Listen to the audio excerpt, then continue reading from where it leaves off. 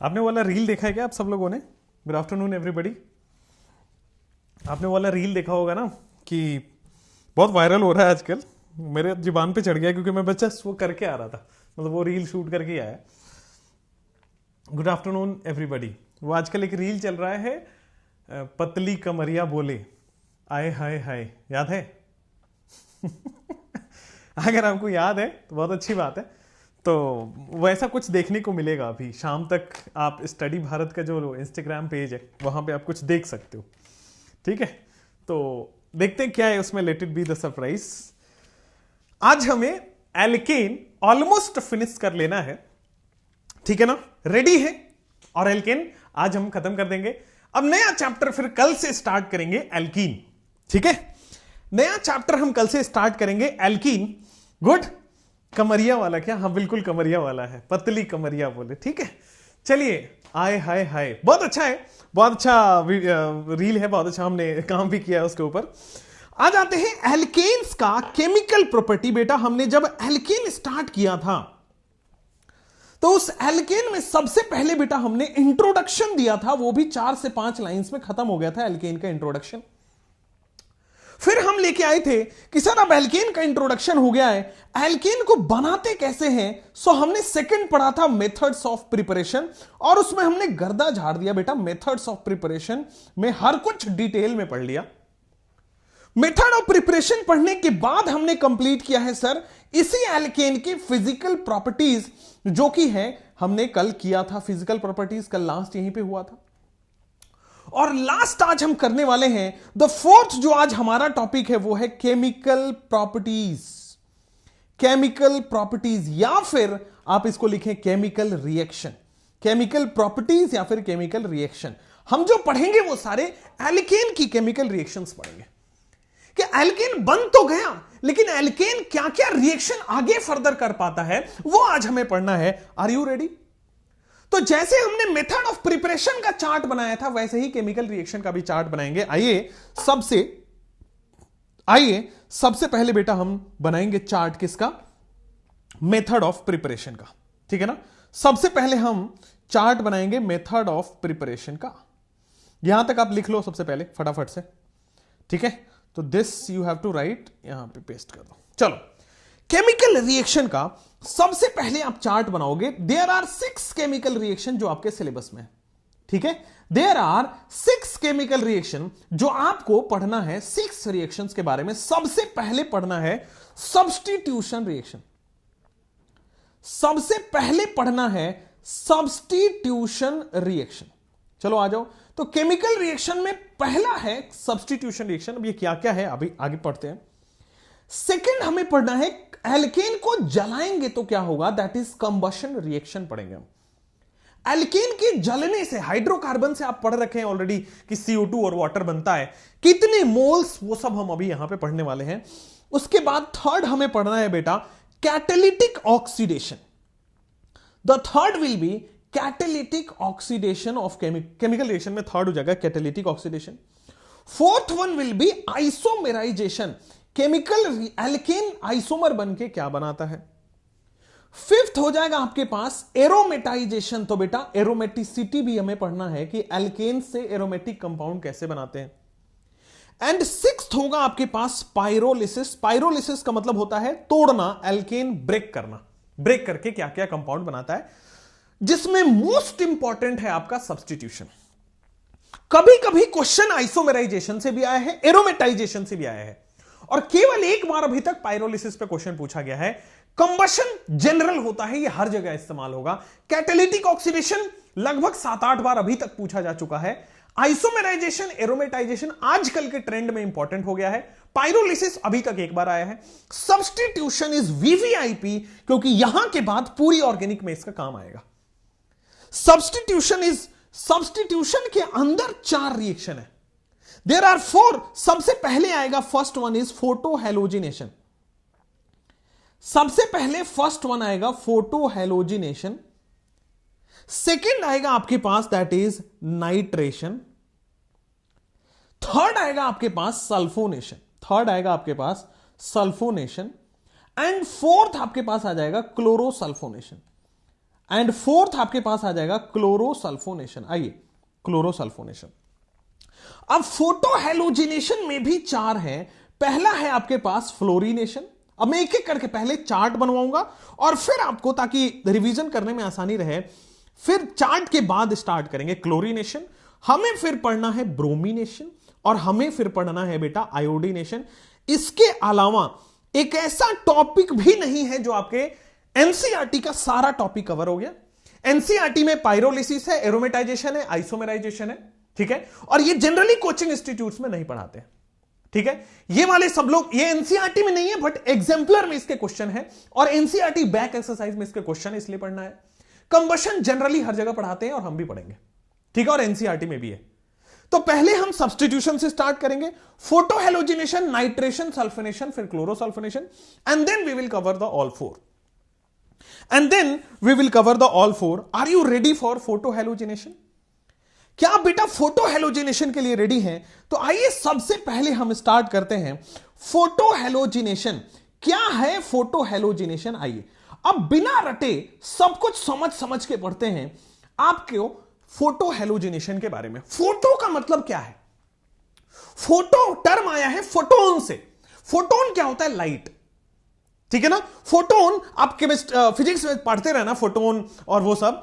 मैं बता रहा हूं फोटो आया है फोटोन से, और फोटोन का मोटे मोटे तौर पे मतलब है लाइट, ठीक है।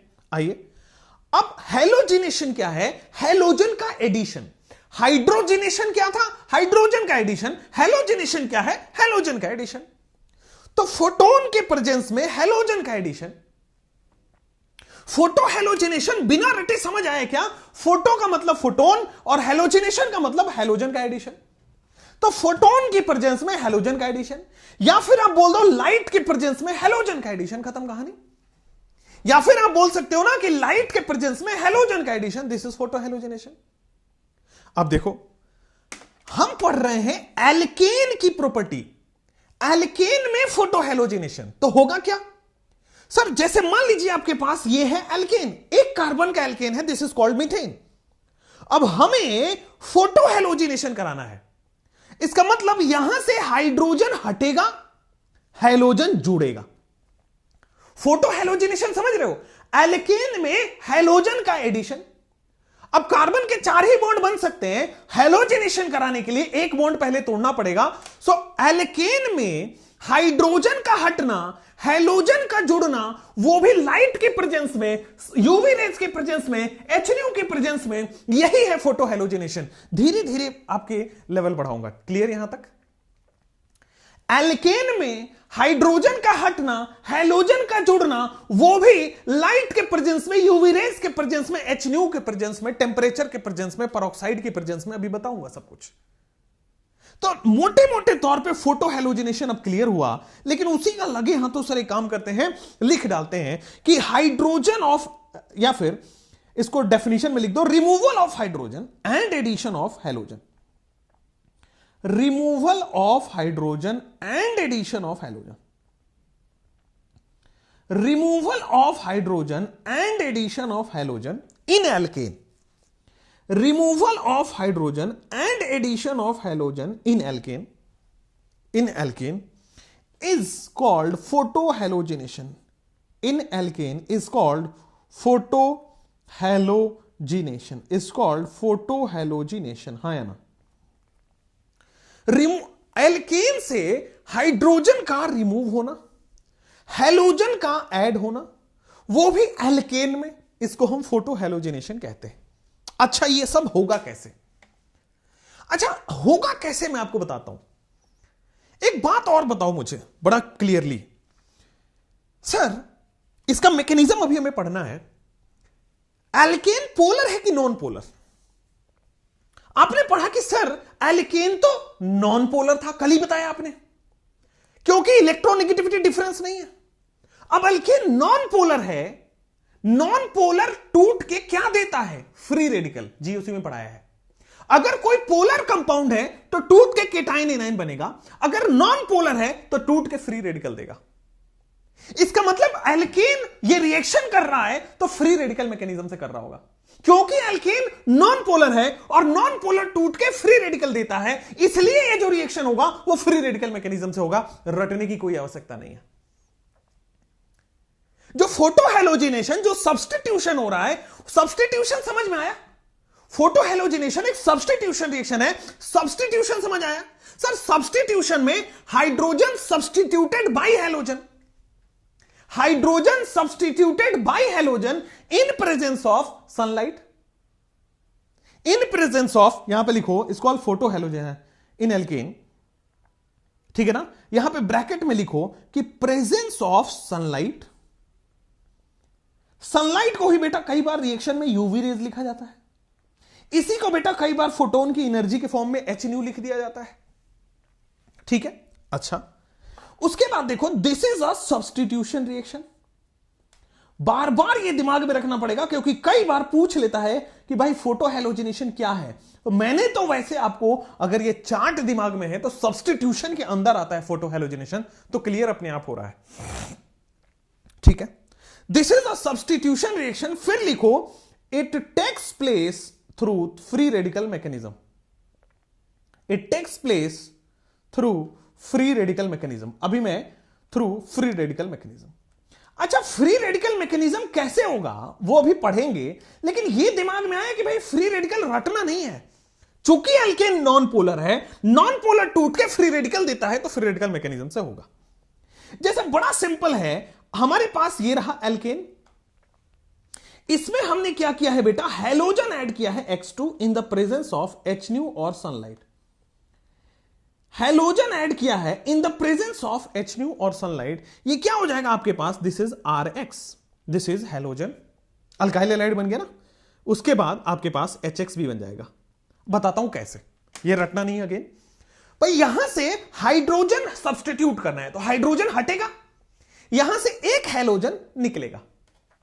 मैं मोटे मोटे तौर पे समझा देता हूं बेटा, होता क्या है, R फ्री रेडिकल और H फ्री रेडिकल में टूट जाता है, नॉन पोलर ऐसे ही टूटता है, एक एक इलेक्ट्रॉन लेके अलग हो जाएगा। सिमिलरली सर यहां पे इलेक्ट्रोनेगेटिविटी डिफरेंस नहीं है, तो फिर ये भी जो X2 बॉन्ड है वो भी तो ऐसे ही टूटेगा, X फ्री रेडिकल और X फ्री रेडिकल, ये भी नॉन पोलर है। करना कुछ भी नहीं है सर, एक फ्री रेडिकल दूसरे फ्री रेडिकल से जाके मिल जाएगा, R हाइड्रोजन हटेगा तभी तो हैलोजन जुड़ेगा। बहुत बढ़िया, जो हाइड्रोजन हटा है वो हैलोजन से जाके जुड़ जाएगा। समझ में आया? क्लियर है? कोई प्रॉब्लम नहीं है, आगे बढ़े। नॉन पोलर क्यों बोल रहे हैं बेटा, नॉन पोलर कल ही बताया था कि इलेक्ट्रोनेगेटिविटी डिफरेंस ऑलमोस्ट जीरो है, इसलिए नॉन पोलर है। हाँ या ना? क्लियर है? आगे बढ़े, चलो। We say that hydrogen of replaced by halogen by free radical, बिल्कुल सही है। चलिए अब आते हैं कि सर यहां पे रिएजेंट क्या क्या होता है, क्या क्या लिखा होगा रिएक्शन के अंदर कि हम फोटो हैलोजिनेशन कराएंगे। तो आप देखो, ये है हमारे पास एल्केन, हमें X2 का एडिशन कराना है और हमें बनाना है, ये देखो RX बन जाएगा, H हट के X बन जाएगा, प्लस HX बन जाएगा। बोलो हाँ या ना? अगर बेटा ये यहां पे लिखा हो H न्यू, अगर लिखा हो आपके पास सनलाइट, अगर आपके पास लिखा हो यूवी रेस, यूवी, अगर आपके पास लिखा हो यूवी रेस, अगर आपके पास टेम्परेचर लिखा हो लगभग 250 से 450 डिग्री सेल्सियस, अगर आपके पास टेम्परेचर लिखा हो, या फिर आपके पास लिखा हो परऑक्साइड प्लस Cl2,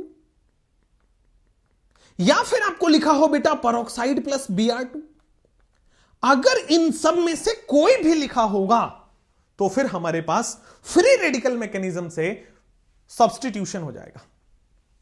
या तो H न्यू लिखा हो, या तो सनलाइट लिखा हो, या तो यूवी रेज लिखा हो, या तो टेम्परेचर लिखा हो, या तो peroxide plus Cl2, peroxide plus Br2। ध्यान रहे, परऑक्साइड प्लस I2 नहीं होता, परऑक्साइड प्लस I2 से रिएक्शन नहीं होगा, परऑक्साइड प्लस F2 से रिएक्शन नहीं होगा। अभी मैकेनिज्म में पता चल जाएगा, टेंशन मत लो।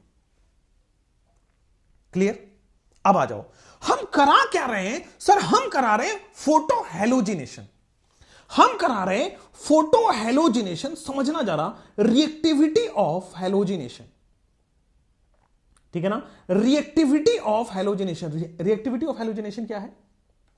हैलोजन का एडिशन ही तो कर रहे हैं, उसकी रिएक्टिविटी ही तो देखनी है। हैलोजन का एडिशन कैसे होगा? F2 सबसे ज्यादा रिएक्टिव होगा, फिर Cl2 उससे कम रिएक्टिव होगा, फिर Br2 उससे और कम रिएक्टिव होगा, और फिर I2 उससे सबसे कम रिएक्टिव होगा। बोलो हाँ या ना। यहां से कैसे पता चला सर? F2, यहां देखना सब लोग पेन कॉपी छोड़ के, बेटा फ्लोरीन का साइज छोटा, दूसरे वाले फ्लोरीन का भी साइज छोटा। सर फ्लोरीन के ऊपर लोन पेयर होते हैं, क्योंकि साइज छोटा है, पास पास में लोन पेयर है, रिपल्सन सबसे ज्यादा लग रहा है। रिपल्सन लग रहा है तो टूट जाएगा तो रिएक्शन कर जाएगा। सबसे ज्यादा रिएक्टिव F2 क्यों होता है? क्योंकि F2 के अंदर रिपल्सन होता है, रिपल्सन की वजह से टूट जाता है, इलेक्ट्रॉन फ्री हो जाता है, इलेक्ट्रॉन फ्री होते ही रिएक्शन होता है। I2 की रिएक्टिविटी सबसे कम है, एक तो आयोडीन बहुत बड़ा है, तो लोन पेयर जो है बेटा वो बहुत दूर दूर है। अगर लोन पेयर दूर है, रिपल्सन नहीं होगा तो बेटा टूटेगा नहीं तो इलेक्ट्रॉन फ्री नहीं होगा तो रिएक्शन नहीं होगा। हैलोजन की रिएक्टिविटी समझ में आई? सबसे ज्यादा रिएक्शन F2 करता है। यहां पे जो X2 हम कर रहे हैं ना, X2 सबसे ज्यादा रिएक्शन F2 करेगा यहां पे, और सबसे कम रिएक्शन I2 करेगा, क्योंकि F2 में खुद का रिपल्सन लग रहा है, जिसकी वजह से बॉन्ड टूटेगा, जिसकी वजह से रिएक्शन होगा। All good? क्लियर है? समझ में आया? I2F2 क्यों नहीं होगा वो मैं पेरोक्साइड के साथ पढ़ाऊंगा, जब मैं पढ़ा रहा हूं पेरोक्साइड उसके समय पढ़ाऊंगा, मतलब एंड ऑफ द लेक्चर में पढ़ाऊंगा। और बताइए, समझ में आया? चलो अब आगे बढ़ जाओ। रिएक्टिविटी ऑफ हैलोजिनेशन के बाद अब आते हैं मैकेनिज्म के ऊपर। कौन सा मैकेनिज्म है? फ्री रेडिकल मैकेनिज्म हमें फॉलो करना है, तो आइए सबसे पहले हम लिखाते हैं यहां पे फ्री रेडिकल मैकेनिज्म। सबसे पहले हम दिखाते हैं फ्री रेडिकल मैकेनिज्म।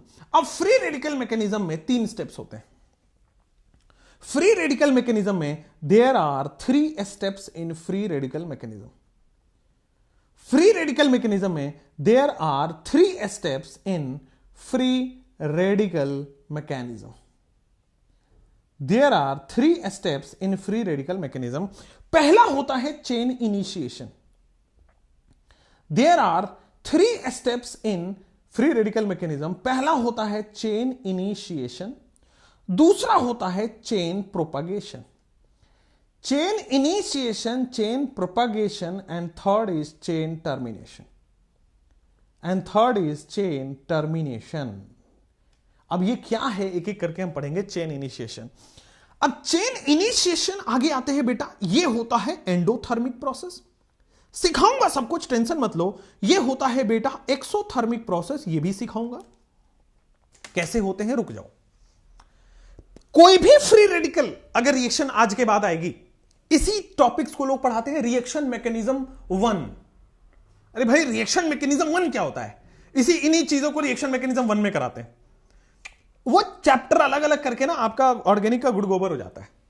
जैसे एनसीईआरटी में दिया है, अगर वही सीक्वेंस को फॉलो करेंगे तो ही फिर ऑर्गेनिक बहुत बेटर होता है। अब आइए, फ्री रेडिकल मैकेनिज्म में 3 स्टेप होते हैं। चेन इनिशिएशन, फिर आगे प्रोपेगेट होगा और फिर टर्मिनेट हो जाएगा। अब आ जाओ, चेन इनिशिएशन का मतलब क्या होता है। मैं पहले चेन इनिशिएशन से पहले मैं एक एग्जांपल लेता हूं। एग्जांपल।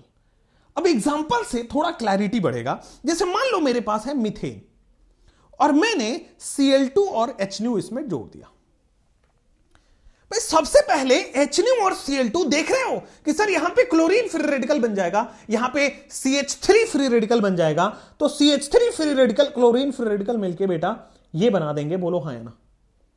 बनाएंगे कि नहीं बनाएंगे? बोलो क्लियर हुआ कि नहीं क्लियर हुआ? हाँ सर बना देंगे। अगर मैं इसमें Cl2HNO जोड़ देता हूं, तो क्या हो जाएगा बेटा? ये CH2Cl2 हो जाएगा। बोलो हाँ या ना। इसमें अगर मैं Cl2HNO जोड़ देता हूं, तो क्या हो जाएगा बेटा? CHCl।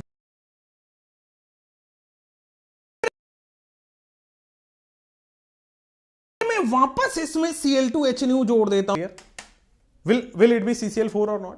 तो जब तक हाइड्रोजन रहेगा तब तक जाके पूरा हाइड्रोजनेशन होता है। जब तक हाइड्रोजनेशन होगा तब तक पूरा हाइड्रोजन होता रहता है। जब तक हाइड्रोजन है तब तक हाइड्रोजन लगता रहेगा।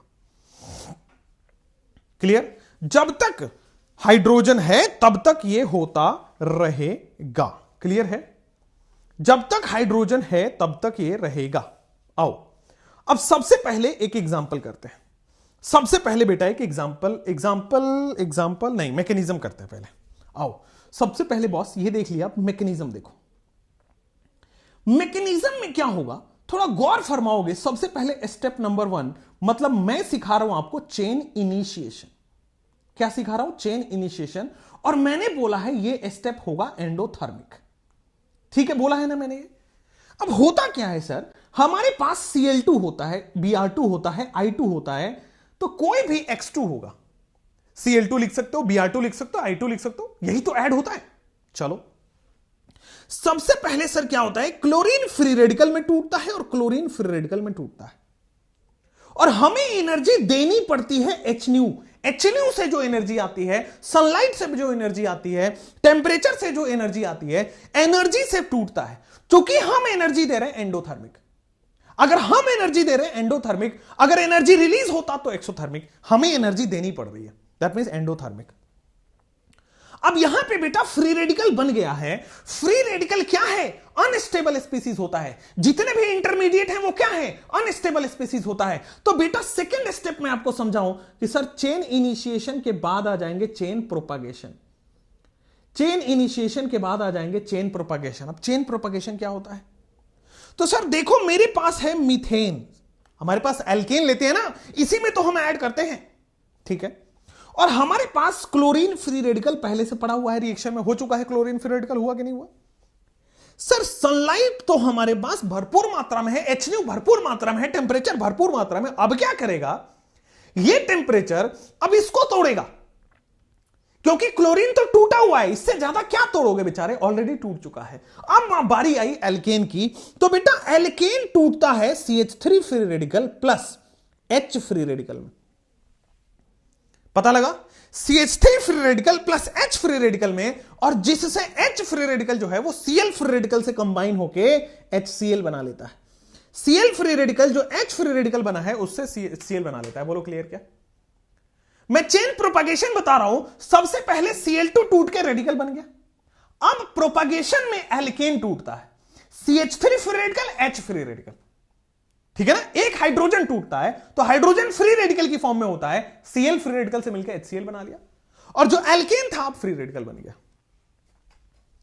थोड़ा गौर फरमाना, पहले क्लोरीन फ्री रेडिकल बना, इस क्लोरीन फ्री रेडिकल ने एल्केन फ्री रेडिकल बनाया। फिर से सबसे पहले क्लोरीन फ्री रेडिकल बना, अब इस क्लोरीन फ्री रेडिकल ने एल्केन फ्री रेडिकल बना दिया। अब चेन प्रोपागेट होगा, मतलब ये यहां पे रुकेगा नहीं। ये जो मिथाइल फ्री रेडिकल बना है, एल्केन फ्री रेडिकल जो है, ये दूसरे मोल ऑफ Cl2 से, दूसरे मॉलिक्यूल से टकराएगा। ठीक है ना, ये अनस्टेबल था, बगल वाले से टकरा के खुद स्टेबल हो गया, सामने वाले को अनस्टेबल कर दिया। अगेन ये अनस्टेबल है, सामने वाले से टकरा के खुद स्टेबल हो जाएगा। तो देखो खुद स्टेबल हो जाएगा तो क्या बन जाएगा? CH3Cl, और वापस से बेटा Cl फ्री रेडिकल जनरेट हो गया। ये थोड़ा सा डाइजेस्ट होने में टाइम लगता है, लेकिन गौर से देखना हुआ क्या है। सबसे पहले क्लोरीन फ्री रेडिकल बना, ठीक है, ये क्लोरीन फ्री रेडिकल अपने बगल वाले से टकराएगा, क्लोरीन फ्री रेडिकल अपने बगल वाले से टकराएगा और खुद स्टेबल हो जाएगा। खुद HCl बना लिया है, लेकिन बगल वाले को अनस्टेबल कर देगा।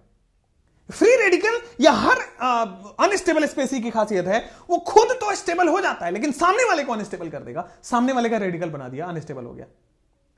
अब ये रेडिकल है, अब ये फिर से स्टेबल होने की कोशिश करेगा, तो जो दूसरा Cl2 मॉलिक्यूल है उससे अटैक किया, तो बेटा ये खुद तो स्टेबल हो जाएगा बट सामने वाले को अनस्टेबल कर देगा। देखो अनस्टेबल हो गया। अब ये सिलसिला चालू रहेगा कि ये फिर से रेडिकल बना, ये फिर किसी और एल्केन से रिएक्ट करेगा और उसका रेडिकल बना देगा, फिर एल्केन वापस से Cl फिर रेडिकल बनाएगा। तो चेन प्रोपागेट हो रहा है। दिस 2 स्टेप्स, ये क्या होगा? रिपीटेशन में बेटा कंटिन्यू होता चला जाएगा। रिपीटेशन में बेटा ये कंटिन्यू होता चला जाएगा। Repetition and continue. यहां देखोगे this is chain initiation, this is chain propagation. ये क्लोरीन, ये फ्री रेडिकल जो है मिथाइल फ्री रेडिकल बनाएगा और स्टेबल कंपाउंड। फिर से जो रेडिकल है वो सामने वाले से रिएक्ट करके आपके पास क्लोरीन फ्री रेडिकल बना दिया। रिपीटेशन और कंटिन्यू चलता रहेगा। अब कई लोगों को आएगा यहां पे कि सर ये मिथाइल फ्री रेडिकल कैसे आ गया दोबारा, अरे गधेड़ो Cl2 कैसे आ गया? भाई हमने Cl2 का 1 मोल लिया है, 1 मोल में लाखों करोड़ों मॉलिक्यूल होते हैं। Cl2 का 1 मोल लिया है, 10 की पावर 23 के रेंज में मॉलिक्यूल होता है। मैंने समझाने के लिए लाखों करोड़ों बोला। क्लियर? समझ में आया? हां या ना? आगे बढ़े। Cl2 कैसे आया? तो बेटा Cl2 एक मोल Cl2 अगर आप लोगे, 1 मोल Cl2 लोगे तो उसमें 10 की पावर 23 रेंज का उतना ज्यादा Cl2 मॉलिक्यूल्स होते हैं। तो ये पहला मॉलिक्यूल रिएक्ट किया या दूसरा मॉलिक्यूल रिएक्ट किया? अभी तो बहुत सारे बचे हैं। उसी तरह एल्केन का 1 मोल ले रहे हो तो 10 की पावर 23 उतने ज्यादा मॉलिक्यूल्स होंगे। तो ये तो पहला मॉलिक्यूल अभी है, बहुत सारा बाकी है। क्लियर? समझ में आया? ये चेन प्रोपागेशन हुआ। अब आते हैं last but not the least, आता है चेन टर्मिनेशन। ये चेन प्रोपागेशन हुआ, last but not the least आता है चेन टर्मिनेशन। ये बार बार बेटा लंबा करते जाएगा। मतलब पहले तो फ्री रेडिकल बन गया, इनिशिएट हो गया, इनिशिएशन। अब इनिशिएट होने के बाद ये देखो, पहले मिथाइल फ्री रेडिकल, फिर क्लोरीन फ्री रेडिकल, फिर से मिथाइल फ्री रेडिकल बन गया, फिर से क्लोरीन फ्री रेडिकल, फिर मिथाइल फ्री रेडिकल, फिर क्लोरीन फ्री रेडिकल, फिर मिथाइल फ्री रेडिकल, फिर क्लोरीन। तो प्रोपागेट हो गया, लंबा खिंच गया, चेन बन गया। अब आते हैं चेन टर्मिनेशन में। तो चेन टर्मिनेशन में क्या होता है? देखो सर, आपके पास कितने फ्री रेडिकल हैं? CH3 फ्री रेडिकल है, वो अपने जैसे CH3 फ्री रेडिकल से मिलके बेटा एक यहां पे जाके एंड कर जाएगा। बोलो हां या ना? सिमिलरली सर, पहला क्लोरीन फ्री रेडिकल भी बना है, वो अपने जैसे क्लोरीन फ्री रेडिकल से मिलके Cl2 बना लेगा। बोलो हां या ना? सर, एक मिथाइल फ्री रेडिकल है, ऐसा भी पॉसिबिलिटी है कि सर दो फ्री रेडिकल दोनों अनस्टेबल हैं, किसी भी तरह से जाके वो बॉन्ड बना के स्टेबल हो जाएंगे। कुछ फ्री रेडिकल ऐसे बन के खत्म हो जाते हैं, कुछ फ्री रेडिकल ऐसे बन के खत्म हो जाते हैं, कुछ फ्री रेडिकल ये वाला बन के खत्म हो जाता है। बोलो हां या ना? कुछ फ्री रेडिकल वो वाला बन के खत्म होता है, कुछ फ्री रेडिकल Cl2 बन के खत्म होता है, कुछ फ्री रेडिकल अल्काइल हैलाइड बन के खत्म होता है। क्लियर है या नहीं क्लियर है? ठीक है। अब देखो, चेन टर्मिनेशन में मैंने बोला था ये क्या है? एक्सोथर्मिक। क्यों? सर बॉन्ड बन रहा है, बॉन्ड बनेगा, हमेशा एनर्जी रिलीज होगी। दो लोगों का आजकल तो नवंबर दिसंबर जनवरी वाला माहौल है, तो बेटा हमें आपके आस पड़ोस में भी बहुत सारे बॉन्ड बन रहे होंगे। जब भी बॉन्ड बनता है बड़ी एनर्जी रिलीज होती है भाई, खूब खर्चा होता है। तो wherever there is a bond formation, attraction होता है, अट्रैक्शन की वजह से एनर्जी रिलीज होती है। एनर्जी रिलीज हो रही है एक्सोथर्मिक। अब कई लोग कह रहे हैं कि सर एक Cl तो बचा ही रह गया। बेटा जो बचा रह गया वो उसका ये हश्र होता है। जो क्लोरीन फ्री रेडिकल बचा हो जाता है वो लास्ट स्टेप में जाके Cl2 बना लेता है। 3 प्रोडक्ट बनेगा क्या? जी हर्षिता जी। लेकिन मेजर क्या है? ये वाला, ये दोनों माइनर बनेंगे। Cl बॉन्ड वीक होती है बेटा, वीक ही है, नॉन पोलर बॉन्ड है, फ्री रेडिकल जनरेट हो जाएगा। मजा आया? एक बार मैं वापस समझाऊंगा, मैं बेटा 3 स्टेप होता है। पहला स्टेप है चेन इनिशिएशन, दूसरा स्टेप है चेन प्रोपगेशन, और लास्ट है बेटा चेन टर्मिनेशन। चेन इनिशिएशन कैसे होता है समझ के रखना। चेन इनिशिएशन कैसे होता है थोड़ा समझना बेटा। ये क्या होगा आपके पास? एल्केन। एल्केन की रिएक्शन हम करा रहे हैं Cl2 से इन द प्रेजेंस ऑफ HNu। क्या बनेगा हमें ये खोजना है। अब ये जो प्रोडक्ट बनता है वो 3 स्टेप से होके गुजरता है। ये जो Cl2 है ना, सबसे पहले टूटता है चेन इनिशिएशन में। Cl2 को जैसे हीट करोगे बेटा Cl और Cl रेडिकल में टूट जाता है। ये रेडिकल में ही क्यों टूटता है? क्योंकि इलेक्ट्रोनेगेटिविटी डिफरेंस 0 है। दोनों सेम एटम है, और जब भी 2 सेम एटम आए डेल्टा En बेटा 0 होता है, जिसकी वजह से नॉन पोलर है, और नॉन पोलर बेटा Cl फ्री रेडिकल में टूटता है। अब इनिशिएट हो चुका है, रिएक्शन इनिशिएट हो गया, चेन इनिशिएशन हो गया। अब क्या होगा? जो ये Cl फ्री रेडिकल है वो क्या करेगा? सर हमारे पास मीथेन वाला मॉलिक्यूल भी तो है, या कोई भी एल्केन का मॉलिक्यूल तो होगा। तो सर फ्री रेडिकल की टेंडेंसी है कि बगल वाले को अनस्टेबल कर देता है, खुद स्टेबल हो जाता है। तो क्या करेगा? सामने वाले से H रेडिकल लेके HCl बना लेगा, तो खुद तो स्टेबल हो गया।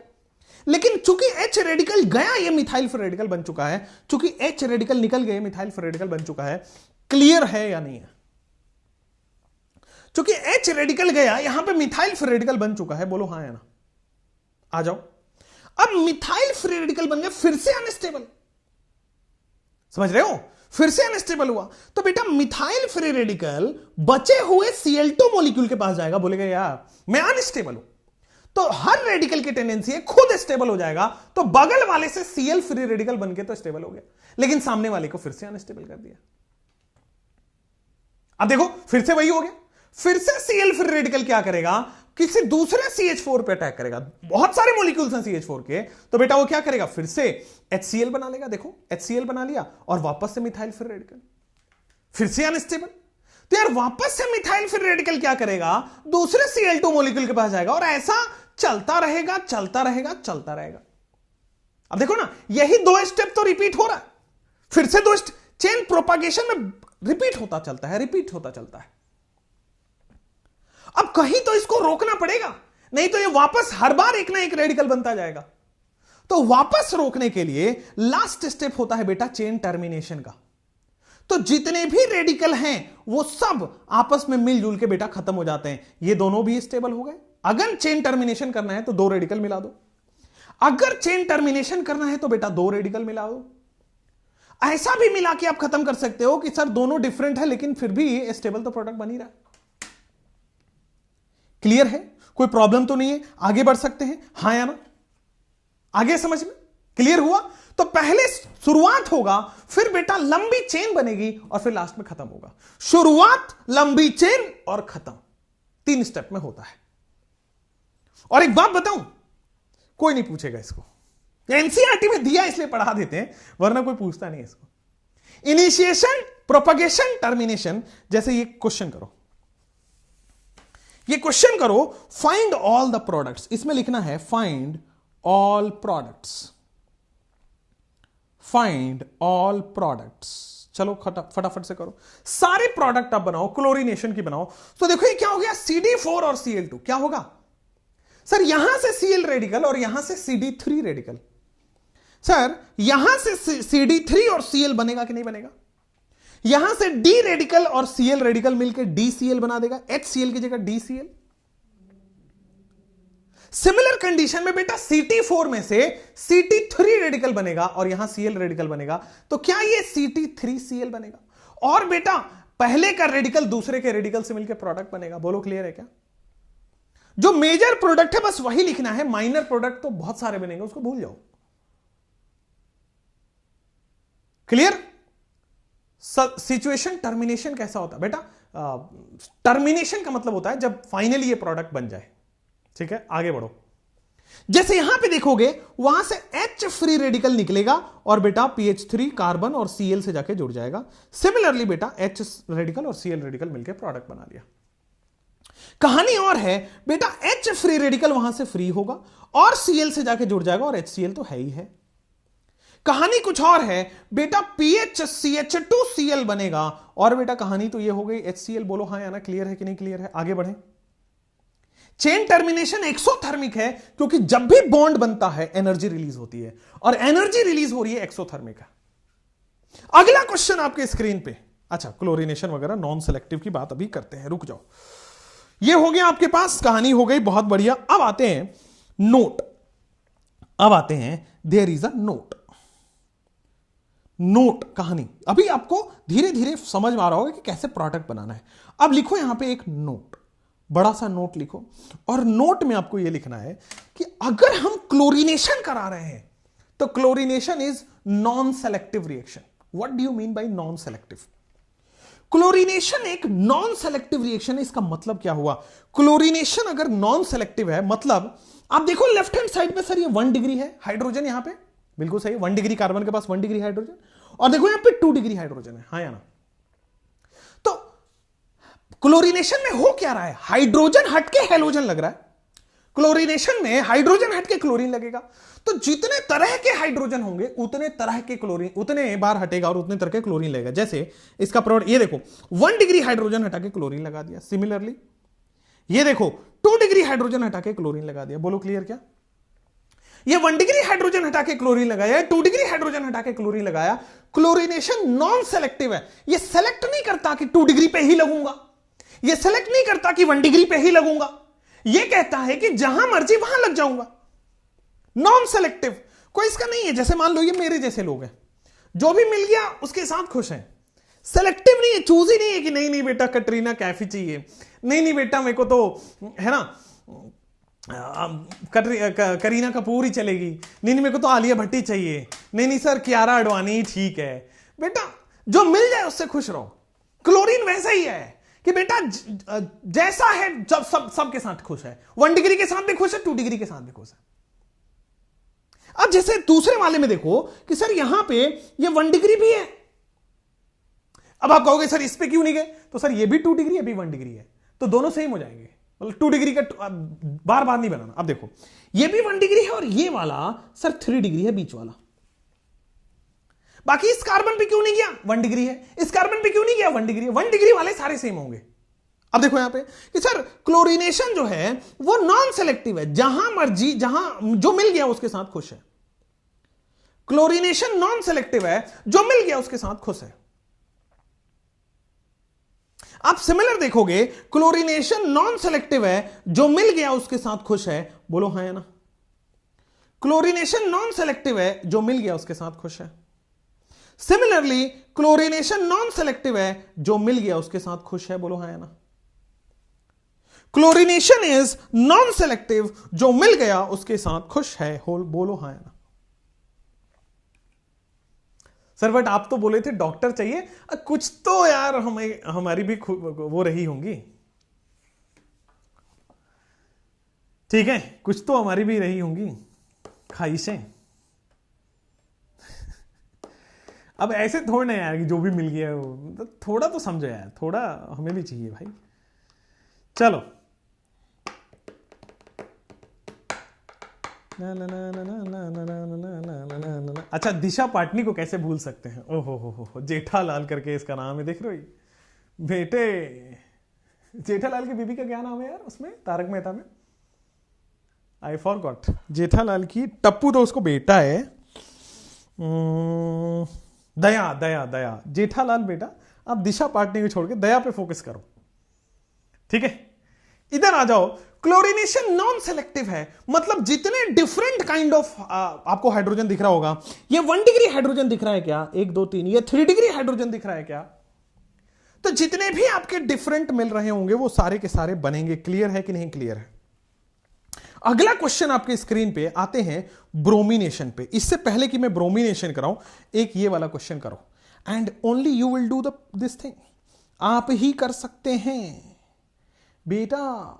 Cl2 यूवी रेज लिखा हुआ है, क्लोरीनेशन कराना है, कितने प्रोडक्ट बनेंगे, how many products are formed.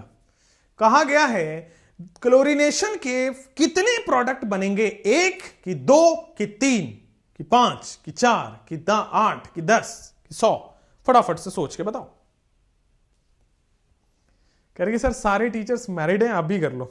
हाँ यार सारे बूढ़े हैं, ये नहीं कह रहे हो तुम। I am the only young and smart and handsome, isn't it very good. मैं ही एक यंग डैशिंग स्मार्ट हैंडसम हूं, गुड बैचलर हूं, बाकी सब बूढ़े बूढ़े हैं आपके, सब शादीशुदा हैं। 3 प्रोडक्ट बनेंगे, कई लोगों का कहना है 3 प्रोडक्ट बनेंगे। How many of you are saying 3? किसी को 2 लग रहा है क्या, 2 लग रहा है क्या, किसी को 2 लग रहा है? 3 है ना, 3 मेजॉरिटी इज 3। कुछ कुछ का डिफरेंट डिफरेंट आंसर है, कुछ का 4 भी है। अच्छा चलो 3 वाले चुप हो जाओ, 4 वाले मुझे बताओ पहले। 3 वाले थोड़ी देर के लिए थांबा। 4 प्रोडक्ट है किसी का, एनीवन?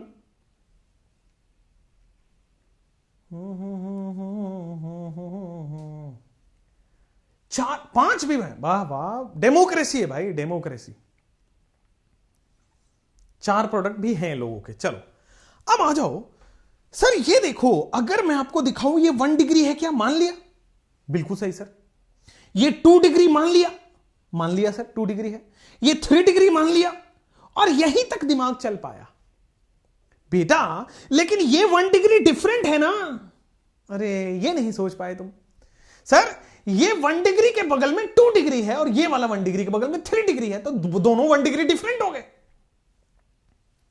अगर मैं ये वाला कर रहा था जैसे ये वाला मैंने कराया, ठीक है ना, जैसे मैंने ये वाला क्वेश्चन कराया, अब देखो इसमें ये भी 1 डिग्री है और ये 3 डिग्री है।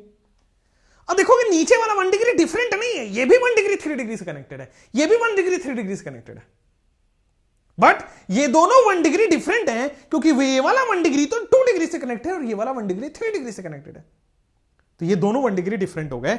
अब आ जाओ कि सर ये देखो फाइनल, पहला आपके पास प्रोडक्ट बनेगा 1 डिग्री पे Cl लग गया, दूसरा आपके पास प्रोडक्ट बनेगा 2 डिग्री पे Cl लग गया, तीसरा आपके पास प्रोडक्ट बनेगा 3 डिग्री पे Cl लग गया, चौथा आपके पास प्रोडक्ट बनेगा कि बेटा ये वाला 1 डिग्री पे Cl लगा हुआ है। बोलो क्लियर क्या? कोई प्रॉब्लम नहीं क्या? बात समझ सकते हैं, हाँ या ना? क्लियर है? सुसाइड कर लिए सर कोचिंग वाले 2 लोग कोटा में। दिस इज वाई ये ऑफलाइन और इसमें जो प्रेशर है, बच्चों को जो मजबूर किया जा रहा है कि नहीं तुम उसी टीचर से पढ़ो, this is why it is wrong. बच्चे की अपनी वो होनी चाहिए कि भाई आप चुपचाप जिससे मर्जी, जिससे मजा आ रहा है उससे पढ़ो, प्रेशर नहीं बनाना है। ये जितने ऑफलाइन वाले हैं, जितने, एवरीवन आई एम सेइंग, ये नए वाले भी है पुराने वाले भी धंधा कर रहे हैं बॉस। मेरे बहुत गुस्सा आता है इन सब चीजों पे। जब बच्चे की जान जाती है ना, आप समझ रहे हो, 18 साल 19 साल का हो सकता है कल को वो साइंटिस्ट बनता, हो सकता है कल को वो डॉक्टर बनता, और हर बच्चे में खासियत है भाई, नंबर कम आ रहे हैं नंबर ज्यादा आ रहे हैं मैटर नहीं है बॉस। मैं एक समय ना फेलियर स्टूडेंट हुआ करता था, बहुत ही बैक बेंचर स्टूडेंट हुआ करता था। कोई नहीं जानता था कि शायद मैं आज जाके दूसरों को पढ़ा रहा हूंगा। दिस इज टू मच, मतलब मुझे लिटरली रोका नहीं जाता अपने से। बच्चों को कुछ होता है ना ऐसा पेन में देखता हूं मैं, तो दिस इज टू मच। खैर छोड़ो, मतलब मैं कुछ बोलने जाऊंगा ना तो YouTube और इसकी जनता ऐसी है ना, मतलब आपको कुछ भी लिख देती है। मतलब मैंने अपने फैमिली पे गालियां सही है, मैंने अपने आप पे गालियां सही है, मम्मी पापा ने मेरे क्या किया उनको भी गालियां मिली हैं, सिस्टर्स ने क्या किया उनको भी गालियां मिली है। कुछ अच्छा बोलने जाओगे गालियां मिलेंगी, फॉर श्योर गालियां मिलेंगी, ये है ही वैसा, मतलब सिस्टम ऐसा ही बन गया है, ठीक है ना, कुछ नहीं कर सकते। बट ये सब के सब धंधा है। 60,000 70,000 लेके एजुकेशन दे रहे हो भाई, और कहते हैं कि हमने बहुत बहुत बहुत कुछ कर दिया। कुछ नहीं कहना चाहता मैं इस पे, बट खैर दिस इज रियली, एक ऑफलाइन में बच्चों को मजबूर किया जाता है कि वहीं पढ़ो। उनके 2 टीचर अच्छे हैं, बाकी के 4 खराब हैं। उन खराब टीचर नहीं है, बच्चा की फ्रीक्वेंसी किससे मैच हो रही है उस पर डिपेंड करता है। हर टीचर सिलेक्शन देता है, पर उसमें बच्चे की क्या गलती है, उसमें टीचर की क्या गलती है? जो महान लोग बनते हैं ना वो दिक्कत है, वो फिर ऑफलाइन खोल देते हैं, फिर वो। और अब पिछले 10 साल से हो रहा है, पिछले 10 साल से ऐसा हो रहा है कि भाई कोटा में मैं था तब भी होता था। मतलब आपको ताज्जुब होगा कि मैं पहला बंदा हूं कोटा में जो 10,000 या 12,000 में कोचिंग, ऑफलाइन कोचिंग प्रोवाइड कराता था लोगों को, 10 से 12,000 में। लेकिन हम ढिंडोरा नहीं पीटते, हमारी बस यही है, हम अखबार मैगजीन वो मीडिया मैनेजमेंट नहीं करते। हमारे पास इतने पैसे ही नहीं है कि हम उसमें मीडिया मैनेजमेंट करें, ठीक है। हम उसको देश में ऐसा नहीं बता देते कि भाई हम ही बदल दिए। लेकिन 1 लाख दे के लोगों को ये लगता है ना, बच्चों को ये लगता है, अच्छा इसमें बच्चे की पता क्या गलती है? Why the suicidal think is that, suicidal thought क्यों आता है बच्चों को? उनको लगता है कि मेरे मम्मी पापा इतनी मेहनत से कमा के 2 लाख लग गया, 2 लाख रहने में लग जाएगा, मतलब 1 लाख तो फी लग जाती है, जीएसटी वेस्टी जोड़ते हुए 70-75 हज़ार पड़ जाएगा, ठीक है। और उसके रहने के 1.25 लाख से 2 लाख, 1.25 लाख से 1.5 लाख रुपए लगते हैं, तो उसका तो 2.5 लाख रुपए खत्म हो गया। और वो लगता है कि भाई अगर मेरा सिलेक्शन नहीं हुआ तो वो कहां से चुका पाएंगे। सेम सिचुएशन मेरे साथ था, मैं भी लोन से पढ़ा हूं, आधा दिमाग तो इसी में लगता है कि भाई लोन कैसे देना है, पढ़ाई पे ध्यान ही नहीं रहता। और अगर मान लो गलती से पढ़ाई खराब हो रही है, थोड़ा सिस्टम बिगड़ जाता है, कभी कुछ हो जाता है, तो लोगों को ऐसा स्टेप ले लेते हैं। This is a worst step. मतलब मैं क्या ही बताऊं, मेरे को तो भगवान अलग से स्पेशल शायद प्यार मोहब्बत है भगवान की, मेरे को तो बहुत ज्यादा स्ट्रगल देते हैं, बहुत ज्यादा स्ट्रगल है, दिखता नहीं है, शक्ल से दिखता नहीं है, राइट। अब देखो, मतलब आप खुद सोचो कि मान लो आप जो बड़े वाले एकदम जो 25-30 साल से पढ़ा रहे हैं, आप उनका फी देखो, 1.5 लाख रुपए फी है भाई, जीएसटी वेस्टी लगा के उसका 2.25 लाख रुपए फी हो जाती है। और बस वो क्लेम कर देंगे हमने AIR-1 लिया। हमारी जनता इतनी बेवकूफ है, हमारी जनता इतनी बेवकूफ है, हमारे बच्चे इतने बेवकूफ हैं, आई विल लिटरली से दिस। उनको लगता है कि यार वहां से AIR-1 आया है, मैं भी वहां जाऊंगा AIR-1 आ जाएगा। अरे भाई क्यों पैर पे कुल्हाड़ी मार रहे हो? AIR-1 के लिए टीचर की जरूरत नहीं होती, AIR-4, 5, 6, 10, 100 के लिए टीचर की जरूरत नहीं होती। उसका खुद का इतना ब्रेन शार्प है। टीचर की जरूरत उनको होती है जिनको सिलेक्शन और मेडिकल कॉलेज अच्छा लेना है। बट हाँ, आप बना हुआ है, this is called media management. अखबार में आ जाएंगे, वीडियो में आ जाएंगे, बहुत सारे न्यूज चैनल पे आ जाएंगे। आप देख रहे होंगे ऐसा ड्रामा होता है।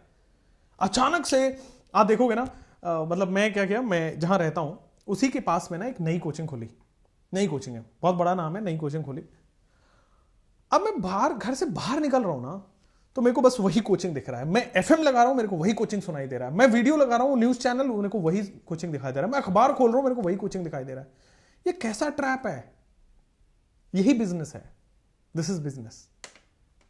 क्यों जरूरत है आपको वो करने की? क्योंकि आपको बहुत ज्यादा से ज्यादा 50 लाख बच्चे पढ़ा देने एक ही साल में। आपको एक ही साल में आप बन जाना है।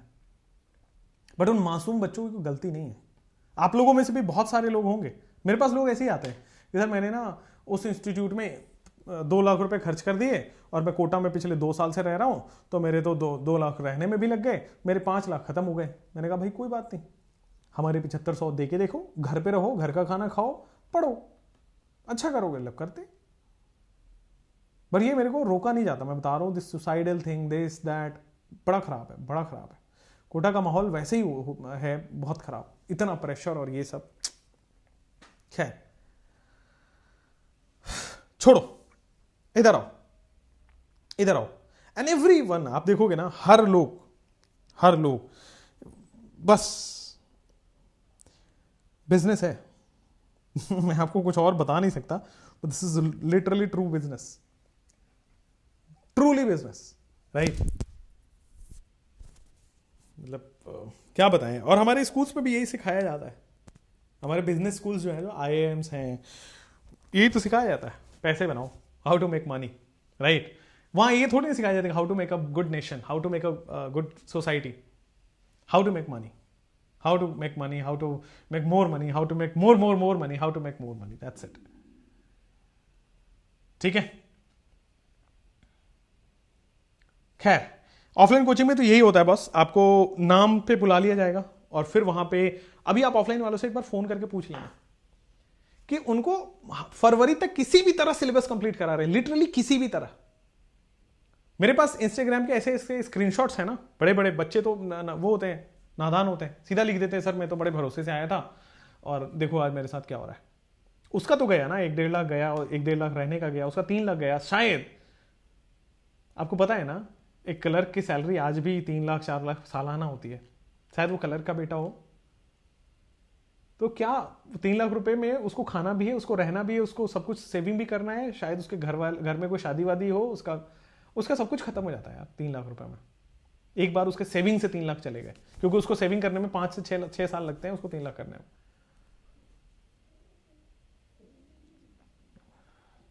Online education and affordable education is the only best thing.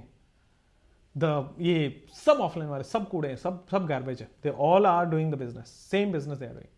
और पता है क्या होगा, सब प्रमोट कर रहे हैं आजकल, एवरीवन ऑफलाइन ऑनलाइन, ठीक है? अब उनके ऑफलाइन से रिजल्ट आएगा, वो ऑनलाइन में बताएंगे, ऑनलाइन से रिजल्ट आएगा, ऑफलाइन में दिखाएंगे। ये गेम चलता रहेगा, मेहनत कहीं नहीं। भाई बच्चे तो है ना, सिलेक्शन तो होगा ना, तो होगा ही कहीं ना कहीं से। तो वहां का रिजल्ट वहां का रिजल्ट वहां, पूरा ट्रैप है। एवरीवन आप देख लो, कुछ लोग दिस ट्यूटर दैट ट्यूटर, कुछ लोग डिजिटल के नाम से आ गए, सब बड़े बड़े लोग को आज ऑनलाइन आना पड़ा। और ऑनलाइन वालों को ऑफलाइन नहीं जाना चाहिए, मेरा पर्सनल मुद्दा है, ठीक है? आपको जाना भी है तो बहुत लिमिटेड सीट्स के साथ जाओ, 100-200 बच्चों को अगर आपको चाहिए देखना है तो, लेकिन बिजनेस मत करो एजुकेशन में at least, please, this is a request. मतलब सबके मेरी तरफ से तो ये रहता है। खैर छोड़ो, हटाओ, आगे बढ़ते हैं। आ जाओ ब्रोमिनेशन पे बात करते हैं।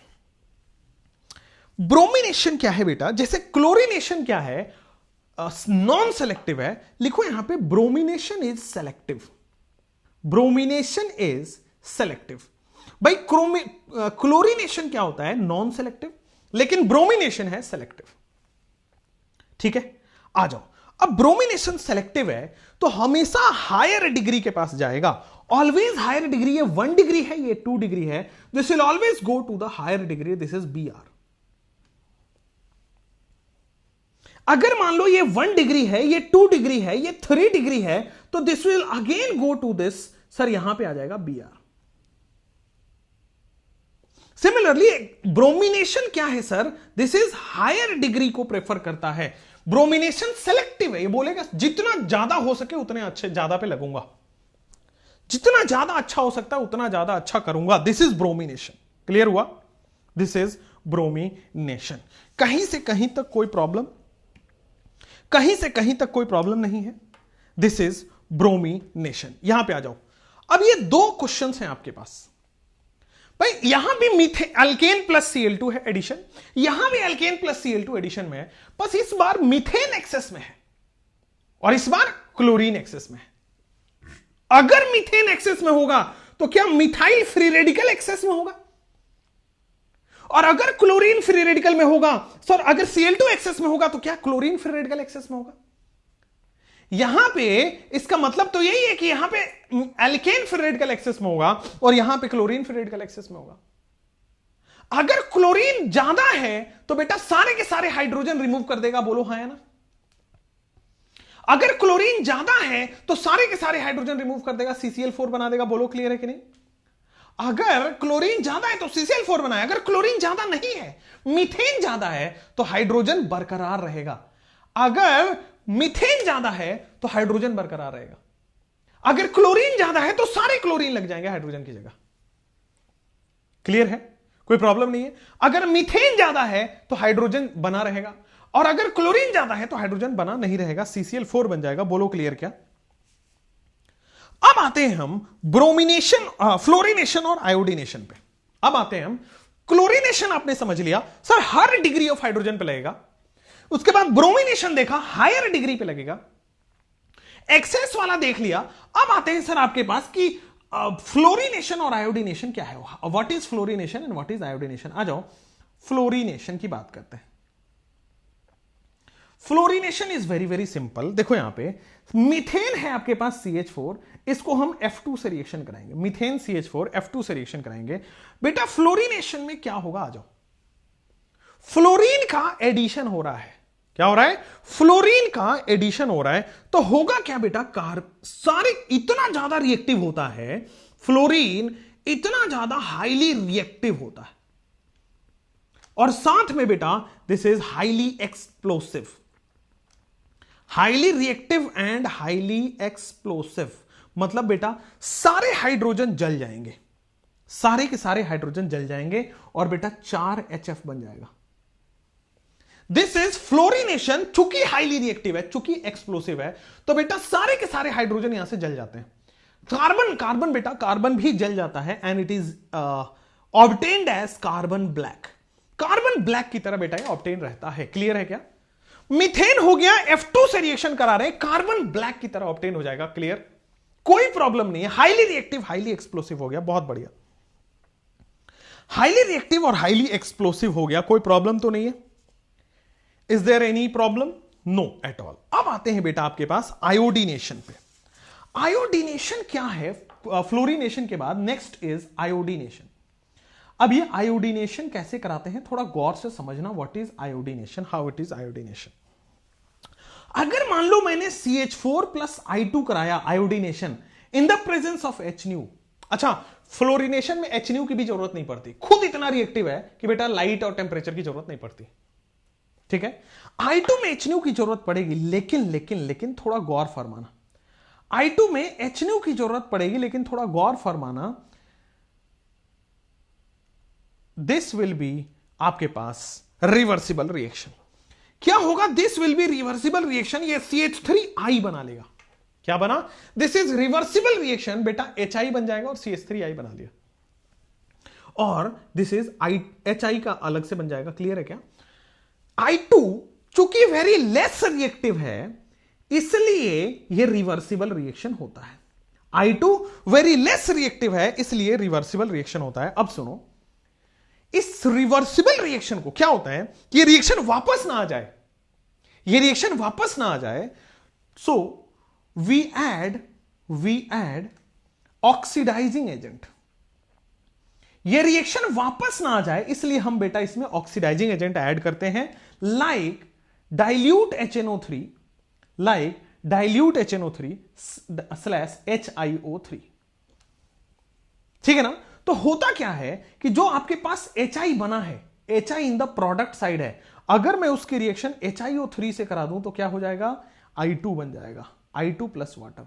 अगर HI की रिएक्शन HiO3 से करा दूं तो बन जाएगा I2 प्लस वाटर। ये आयोडीनेशन हो गया, CH4 plus I2, I2 is less reactive, ये बन जाएगा आपके पास HI। We add oxidising agent like dilute HNO3 / HiO3, आपके पास HI प्लस HiO3 I2 बन गया। बोलो क्लियर क्या? बोलो क्लियर क्या? फ्लोरिनेशन हो गया, क्लोरिनेशन हो गया, ब्रोमिनेशन हो गया, आयोडीनेशन हो गया। बोलो क्लियर? All good? प्रॉब्लम नहीं है? यस। अब आपके पास आते हैं, सर क्वेश्चंस किस तरह से आते हैं ये बता दो मुझे। क्वेश्चन किस तरह से आता है मुझे तो ये बता दो आप। तो चलिए इसके क्वेश्चंस पे चलते हैं, इसके क्वेश्चंस पे चलते हैं। Yes, how many monochloro products are formed. आ जाओ, जैसे पहले ये बनाओ, आ जाओ पहले ये बना दो। क्वेश्चन कैसे आते हैं? क्वेश्चन इस तरीके से आते हैं, फाइंड द प्रोडक्ट। एल्केन होगा, हैलोजिनेशन होगा, फाइंड द प्रोडक्ट। एफ के 2 ही मोलिक्यूल थोड़ी है। यस, फ्लोरीन के बहुत सारे मोलिक्यूल है भाई। क्लियर? आ जाओ सर, सबसे पहले ऊपर कर रहा है क्लोरीनेशन, और हमने पढ़ा है कि sir chlorination is non selective, तो मतलब हर जगह जाके बनेगा नॉन सेलेक्टिव। क्लियर है? हर जगह जाके बनेगा, मतलब हमारे पास CH3 CH बेटा CH2 Cl बन गया है, और यहां पे CH3 तो है ही। साथ में ये 1 डिग्री वाला हो गया सर, 3 डिग्री वाला होगा। कार्बन के ऊपर क्लोरीन, आगे जाके बेटा मिथाइल, और नीचे जाके मिथाइल बनेगा। बोलो बेटा क्लियर है? तो है। ये 1 डिग्री वाला हो गया, वो वहां पे जाके 3 डिग्री वाला हो गया। बोलो बेटा क्लियर है कि नहीं क्लियर है? कोई प्रॉब्लम तो नहीं है।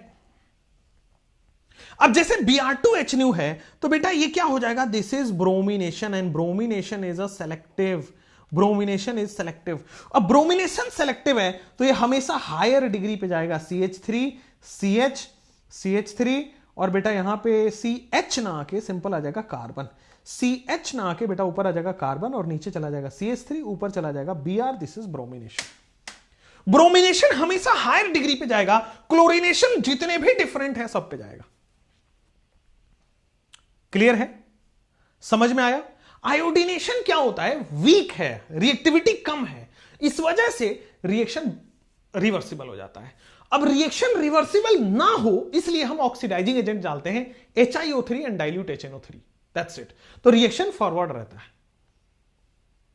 हुआ क्लियर? आगे बढ़ जाते हैं। सर क्लोरिनेशन हो गया, now tell me the product. How many monochloro, सबसे पहले मोनोक्लोरो बताओ और फिर हम डाइक्लोरो पे जाएंगे। How many monochloro and dichloro products are formed? How many monochloro and dichloro products are formed? जल्दी जल्दी बताओ, come on.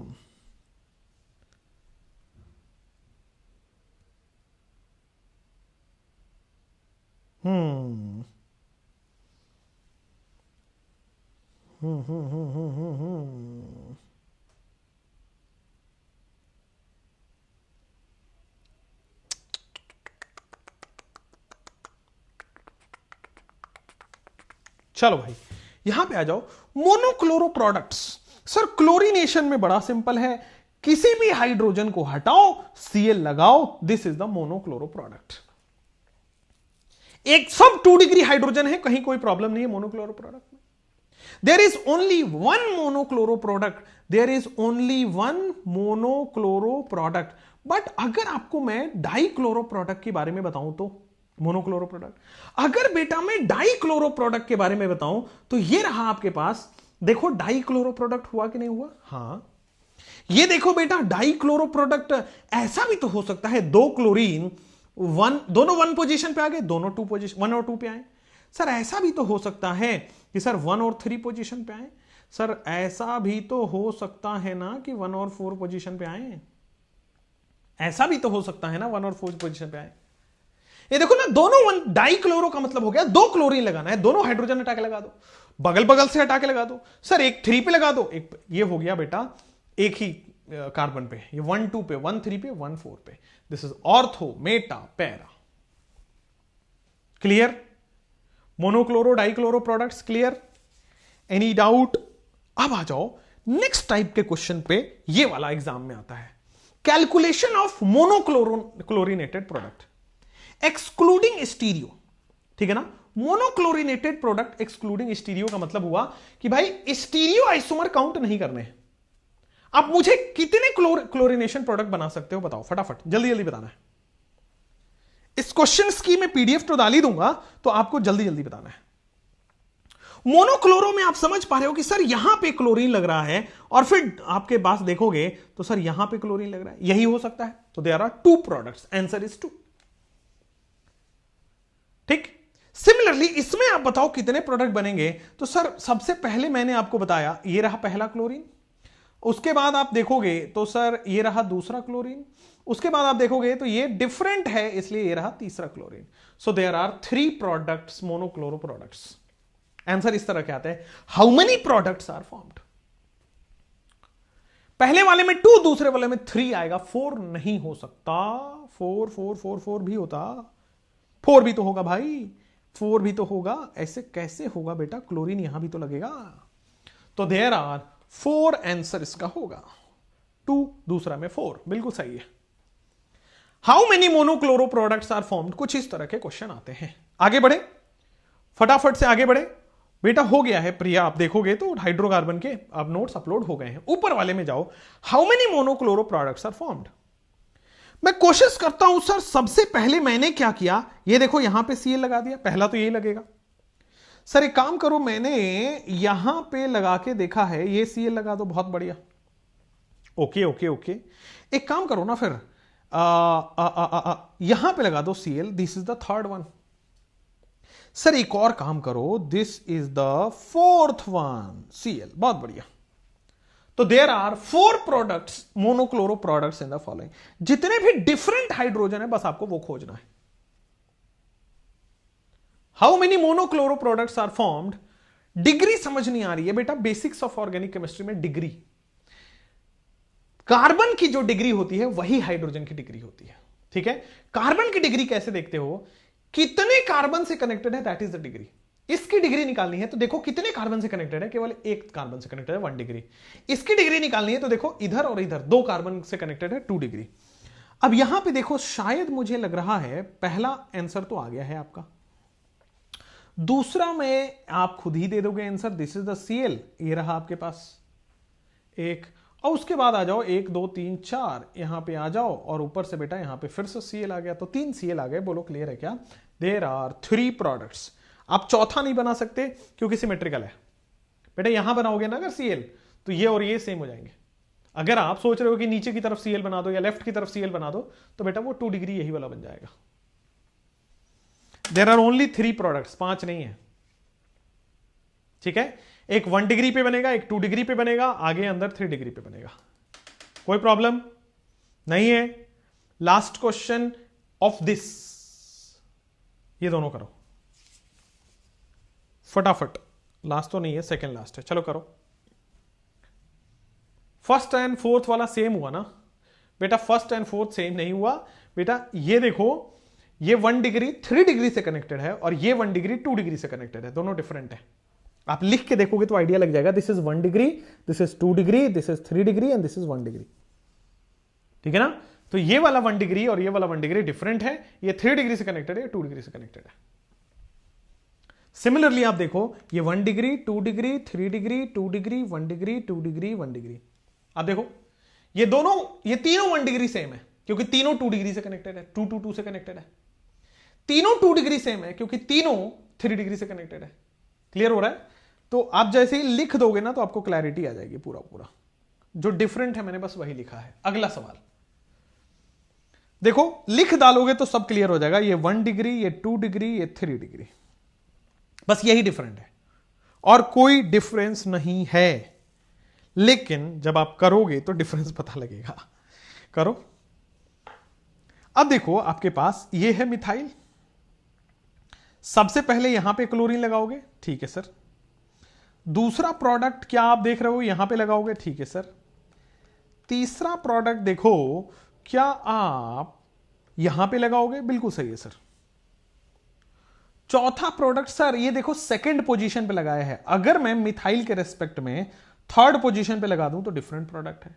अगर मैं मिथाइल के रेस्पेक्ट में फोर्थ पोजीशन पे लगा दूं तो दिस इज डिफरेंट प्रोडक्ट। समझ में आया? क्लियर है? मिथाइल के रेस्पेक्ट में मैंने ऑर्थो पैरा मेटा और क्रिएट कर दिया है। जब भी डाई आ जाए, जैसे डाई क्लोरो प्रोडक्ट में आए, तो ध्यान रखना ऑर्थो मेटा पैरा बनेगा। जब भी दो आ जाए, जैसे वहां पे डाई क्लोरो था, तो दोनों एक ही जगह पे, ऑर्थो पे, मेटा पे, पैरा पे, दोनों एक ही जगह पे, फिर ऑर्थो पे, मेटा पे और पैरा पे। क्लियर है? कोई प्रॉब्लम नहीं है? समझ में आया?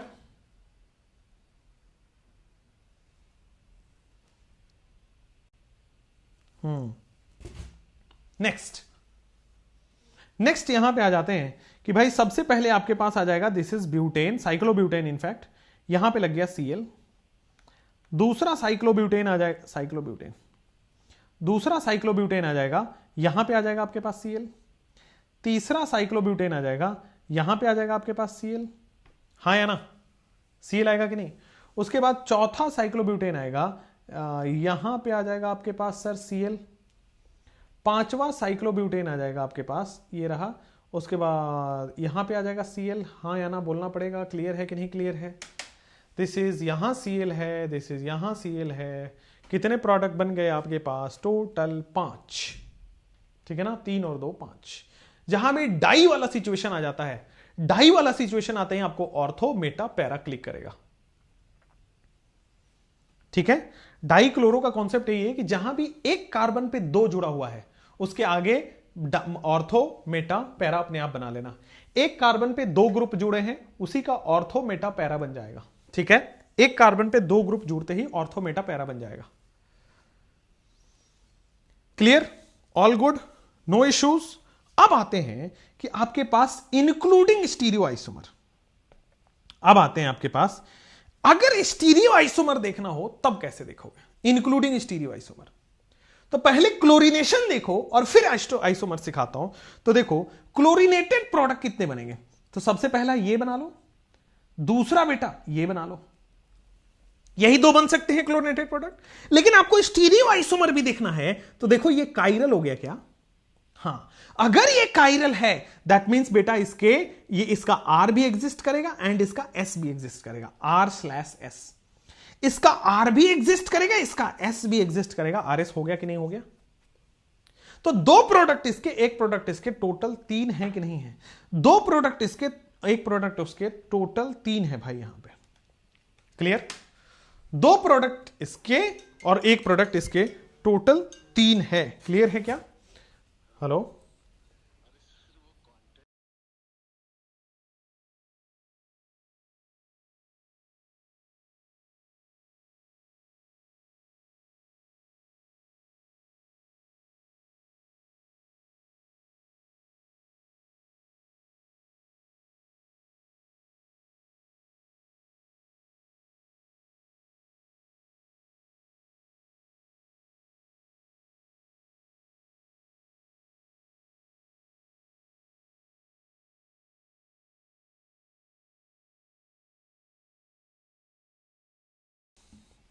हाँ, तो यहां पे आ जाओ। 5-5 आपके पास हो गया। बेटा पैरा बनाया तो सही, ये रहा पैरा।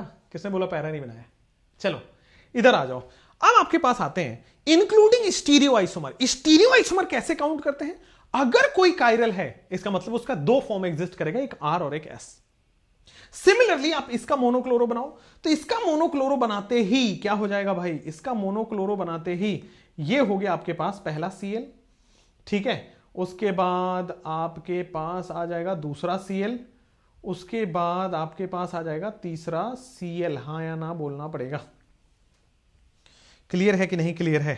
चौथा भी आपको बनाना ही पड़ेगा, ऑल मोनोक्लोरिनेटेड बनाना है ना, तो ऑल 4Cl।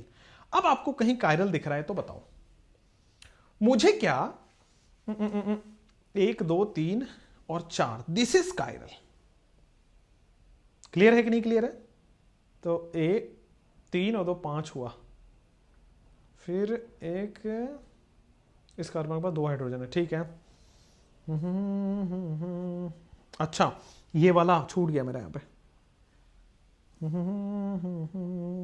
जिंदगी, अगर मैं इसको कायरल बना रहा हूं तो दिस इज ऑल्सो कायरल। ये देखो ये भी कायरल हो गया, ये यहां दोनों मिथाइल है, नहीं हो सकता, और बाकी 2 हाइड्रोजन है, नहीं हो सकता। तो कायरल सेंटर बेटा यहां पे 2 है, टोटल 6 प्रोडक्ट्स बनेगा।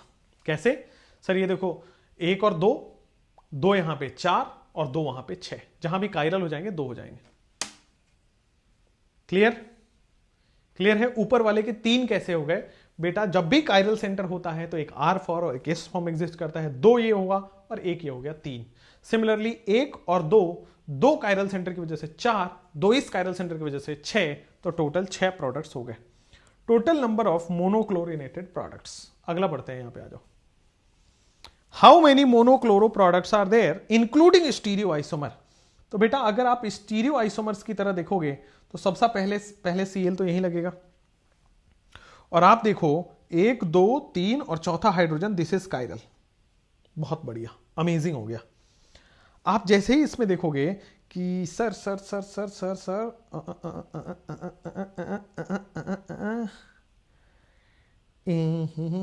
ये क्वेश्चन छोड़ दे क्या, क्योंकि आपके सिलेबस का नहीं है, बट ठीक है चलो आ जाओ, यहां पे आ जाओ। अगर मान लो ये ऐसे कर देते हैं और मैंने यहां पे Cl लगा रखा है, द सेकेंड Cl लगा रखा है, ठीक है, तो आप देखोगे तो सर इस यहां भी कायरल है और यहां भी कायरल है, both are chiral, ethyl methyl, third and fourth hydrogen, उसी तरह Cl मिथाइल इधर और चौथा हाइड्रोजन है, बिल्कुल सही है। तो 2 बना दिए। तीसरा मैं बनाने जाऊं अगर, तो आपके पास ये रहा, 1 बन गया, 2 बन गया, तीसरा मैंने बना दिया है यहां पे Cl, लेकिन ये कायरल नहीं बनेगा, नहीं बनेगा। मैं चौथा बना देता हूं, यहां पे Cl लगा देता हूं, ठीक है, तो दिस इज अगेन कायरल नहीं हो गया, अगेन ये कायरल नहीं हुआ, ठीक है। तो आप देखो कितने प्रोडक्ट बनेंगे सर, इसकी वजह से 2 प्रोडक्ट बनेंगे, एक R और एक S। यहां पे आप देख पा रहे हो 2 की पावर 2 अनसिमेट्रिकल, मतलब यहां पे इसकी वजह से बेटा 4 प्रोडक्ट बनेगा। 2 की पावर 2 अनसिमेट्रिकल, 2 कायरल सेंटर पे 4 स्टीरियो आइसोमर होते थे, ठीक है। उसके बाद 2 यहां पे 6, एक 7 और एक 8, टोटल 8 प्रोडक्ट्स आर देयर। ये वाला थोड़ा आपके आउट ऑफ सिलेबस है, 2 डबल कायरल सेंटर वाला नहीं आएगा आप में, ठीक है, लेकिन कर लिया तो ठीक है, ठीक है। हाँ आप भी हो, आप ही के लिए बेटा, अगर 2 कायरल सेंटर है, एक कायरल सेंटर से 2 होता है, तो 2 कायरल सेंटर से 4 प्रोडक्ट होंगे, 2 की पावर n याद करो, तो यहां पे 4 प्रोडक्ट होगा, 4 2 6, एक 7 और एक 8। ये कायरल कार्बन कैसे देखना है बेटा, आप बताओ यार। अनामिका आपको स्टीरियो आइसोमेरिज्म पढ़ना है। कायरल कार्बन वो कार्बन जिसके 4 डिफरेंट वैलेंसीज हो, दे आर कायरल कार्बन। इसका देखो, फाइनल क्वेश्चन करो इसका, जब आप बनाओ अपने कॉपी में खुद से तो फिर फील आएगा, जब आप खुद ही बनाओगे तो फिर फील आएगा। आप देखो यहां पे क्लोरीन लगा दिया, सिमिलरली द थर्ड प्रोडक्ट आपको बस यही बन सकता है कि यहां पे क्लोरीन लगा दिया। क्या कोई कायरल सेंटर है? इथाइल इथाइल नहीं हो सकता, ये वाला कायरल सेंटर है, दिस वन, दैट्स इट। इसमें भी नहीं है, इसमें भी नहीं है, इसमें भी नहीं है, बोलो तो क्या हो जाएगा? 2 ऐसे हो गए और एक कायरल सेंटर की वजह से 2 और आ गया, total 4 products are there, total 4 products are there. कोई प्रॉब्लम नहीं है, आगे बढ़ सकते हैं बहुत अच्छे से। हो गया आपका फोटो हैलोजिनेशन, वीवीआईपी है। क्वेश्चन इस तरह से आते हैं, स्टीरियो के साथ भी, स्टीरियो के अलावा भी, ठीक है, ठीक है, क्लियर है, कोई प्रॉब्लम नहीं है। Yes 4 is a good answer. Photo halogenation आपका हो गया फिनिश। अब आते हैं आपके पास next is nitration, nitration, sulphonation और क्लोरोसल्फोनेशन, ये थ्योरेटिकल टॉपिक्स हैं। तो आइए सबसे पहले हम नाइट्रेशन बता देते हैं। दे आर थ्योरेटिकल, ना मैकेनिज्म की जरूरत है ना कुछ की जरूरत है। नाइट्रेशन देख लीजिए भाई, सेम होता है, it is free radical substitution. ये सेम फोटो हेलोजिनेशन जैसा ही है, इट इज फ्री रेडिकल, बस थ्योरेटिकल है, लिख लीजिए फ्री रेडिकल सब्स्टिट्यूशन, ठीक है ना। फ्री रेडिकल सब्स्टिट्यूशन में बेटा यहां पे एक हाई टेम्परेचर की रिक्वायरमेंट होगी, सनलाइट यूवी रेज से काम नहीं चलेगा, 400 से 450 डिग्री सेल्सियस तक की टेम्परेचर चाहिए होता है, ठीक है। हम नाइट्रिक एसिड डालते हैं, हम नाइट्रिक एसिड डालते हैं। नाइट्रिक एसिड क्या है आपके पास? HNO3। Nitric acid HNO3 is used as a reagent. Nitric acid HNO3 is used as a reagent, ठीक है। अब यहां पे होगा क्या बेटा? Hydrogen replaced by NO2। Nitration में क्या होता है? NO2 फ्री रेडिकल बनता है, हाइड्रोजन रिप्लेस्ड बाय NO2, ठीक है ना। उसके बाद आ जाएगा फ्री रेडिकल सब्स्टिट्यूशन, हमने लिख दिया। यहां पे एक और है, ऑल, जितने भी हैं ऑल, सारे के सारे, all possible nitro alkanes are formed. All possible nitro alkanes are formed, जितने भी पॉसिबल नाइट्रो एल्केन्स हैं, all possible nitro alkanes are formed. तो क्या होगा कि बेटा कार्बन कार्बन बॉन्ड क्लीवेज भी होगा और कार्बन हाइड्रोजन बॉन्ड क्लीवेज भी होगा। कार्बन कार्बन बॉन्ड क्लीवेज होगा, कार्बन हाइड्रोजन बॉन्ड क्लीवेज होगा, कार्बन हाइड्रोजन बॉन्ड क्लीवेज भी होगा। क्लियर है? कार्बन कार्बन बॉन्ड क्लीवेज भी होगा, कार्बन हाइड्रोजन बॉन्ड क्लीवेज भी होगा। होगा क्या? देखो, जैसे मान लो आपके पास CH3 है और यहां पे HNO3 आपके दिया गया है, डाइल्यूट HNO3 लिख दो, HNO3 लिख दो। 400 से 450 डिग्री सेल्सियस अगर आपके पास लिखा हो तो क्या करोगे? सबसे पहले हो जाएगा CH3 CH2NO2, ये पहला नाइट्रेशन है। दूसरा, एक हाइड्रोजन बॉन्ड टूट गया ना, कार्बन और हाइड्रोजन का बॉन्ड टूट गया है। दूसरा बेटा ये वाला बॉन्ड टूटेगा, कार्बन कार्बन बॉन्ड। होगा क्या? हाइड्रोजन रिप्लेस करके NO2 बनेगा, NO2 लग जाएगा, पहला प्रोडक्ट। ऑल पॉसिबल बनता है तो पहले कार्बन हाइड्रोजन वाला बॉन्ड टूटा, फिर कार्बन कार्बन वाला बॉन्ड टूटेगा, ठीक है। तो ये वाले दोनों प्रोडक्ट्स आपके पास बनेंगे। नाइट्रेशन में कुछ नहीं है, एज इट इज है, बस थ्योरेटिकल टॉपिक है, कांट, नो मैकेनिज्म, कुछ भी नहीं। CH3 CH2 CH3 same condition है। अगर HNO3 दिया गया है और 400 डिग्री सेल्सियस आपको लिखा हुआ है तो क्या होगा? सबसे पहले कार्बन हाइड्रोजन वाला बॉन्ड टूटेगा, क्या हो जाएगा? CH3, फिर आ जाएगा CH2, फिर आ जाएगा आपके पास CH2NO2 आ जाएगा। हुआ नहीं हुआ नाइट्रेशन? अब आ जाओ दूसरा, फिर आ जाएगा ये 2 डिग्री हाइड्रोजन भी तोड़ो, आपके पास जितने पॉसिबल हाइड्रोजन है सब तोड़ दिया। 1 डिग्री हाइड्रोजन भी तोड़ दिया, 2 डिग्री हाइड्रोजन भी तोड़ दिया। चलो तीसरा आपके पास आ जाएगा कि सर एक बॉन्ड तोड़ दो, तो CH3NO2 प्लस, जैसे ही मैंने बॉन्ड तोड़ा दो तरफ से NO2 बन जाएगा, CH3 CH2NO2। बोलो हाँ या ना? आपके पास जैसे ही बॉन्ड तोड़ोगे तो इधर भी CH3NO2 आ जाएगा, लेफ्ट हैंड साइड में भी CH3 CH2NO2 बन जाएगा, ठीक है। लेफ्ट साइड में भी CH3NO2 और आपके पास दोनों बॉन्ड क्लीवेज हो जाएगा, सर कॉलिंग। उसके बाद HNO3 आपके पास, देखो यहां पे हाइड्रोजन टूट के NO2 लग जाएगा, यहां कार्बन टूट के NO2 लग जाएगा। सिमिलरली आपके पास प्रोडक्ट बन जाएगा। ये लिखा होगा कि काउंट करना है, काउंट करना है बेटा, यस लिखा होगा इंक्लूडिंग एक्सटीरियो आइसोमर तो आपको काउंट करना है, लिखा होगा एक्सक्लूडिंग एक्सटीरियो आइसोमर तो आपको काउंट नहीं करना है। लास्ट वाला कायरल कैसे होगा? दोनों इथाइल है बेटा, इस कार्बन पे देखो एक मिथाइल, एक क्लोरीन और एक इधर से, हेलो सर मैं क्लास में हूं, मैं करता हूं जस्ट, हाँ।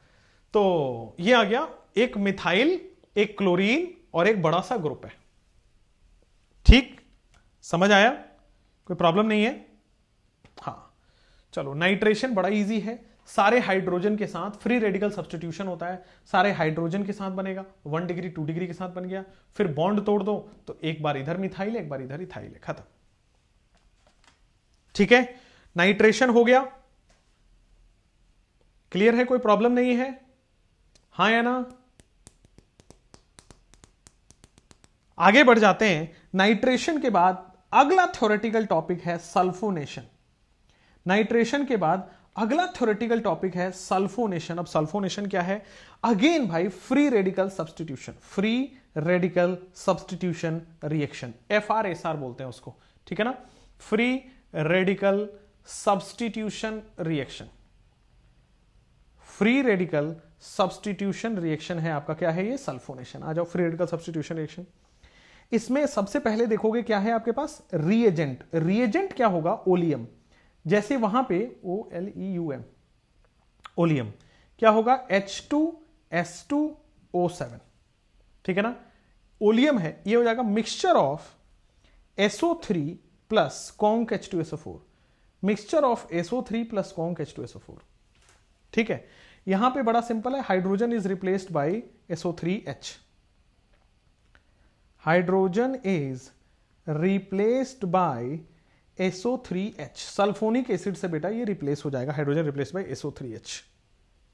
क्लियर? कोई प्रॉब्लम नहीं होगी। This is sulphonation.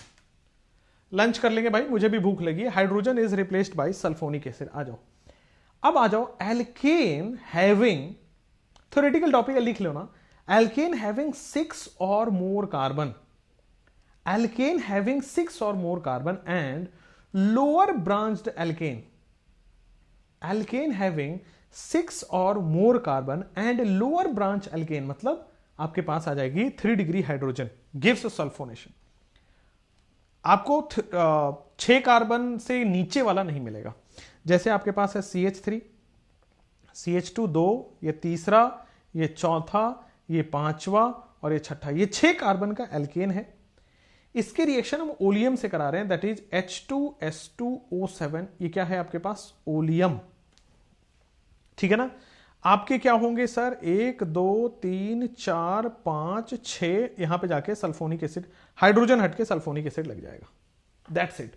कोई कार्बन कार्बन बॉन्ड नहीं तोड़ना है, हाइड्रोजन हटके सल्फोनिक एसिड लग जाएगा। जैसे मान लीजिए इस कार्बन, ये 3 डिग्री हाइड्रोजन है, ये 3 डिग्री हाइड्रोजन है, इसको मैंने H2S2O7 डाला, ओलियम, तो क्या बन जाएगा आपके पास? मिथाइल कार्बन, ऊपर मिथाइल, नीचे मिथाइल, और बेटा राइट हैंड साइड में सल्फोनिक एसिड SO3H। या तो 6 कार्बन हो या तो 3 डिग्री हाइड्रोजन हो, उन केस में सल्फोनिक एसिड जुड़ जाता है। एग्जाम में आएगा तो यही 2 एग्जांपल आ सकता है।